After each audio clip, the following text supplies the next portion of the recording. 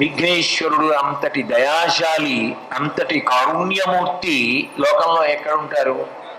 కేవలం గడ్డి పరకలతో పూజ చేసినంత మాత్రం చేత సంతోషపడిపోతాడు. అసలు ఎంతంత పెద్ద పెద్ద విఘ్నాలు కానివ్వండి, రెండు చేతులు కైమోడ్చి నమస్కరించినంత మాత్రం చేత ఒక్క గడ్డి పరక తీసుకొచ్చి అక్కడ పెట్టి నమస్కారం పెడితే చాలు, రెండు చెవులు పట్టుకొని గుంజీలు తీస్తే చాలు, ఒక్క సాష్టాంగ నమస్కారం చేస్తే చాలు, 4 మొట్టికాయలు తల మీద కొట్టుకుంటే చాలు, అపరాధ క్షమాపణ చేసేస్తాడు. అంతటి మహానుభావుడు, అంతటి కరుణామూర్తి విఘ్నేశ్వరుడు.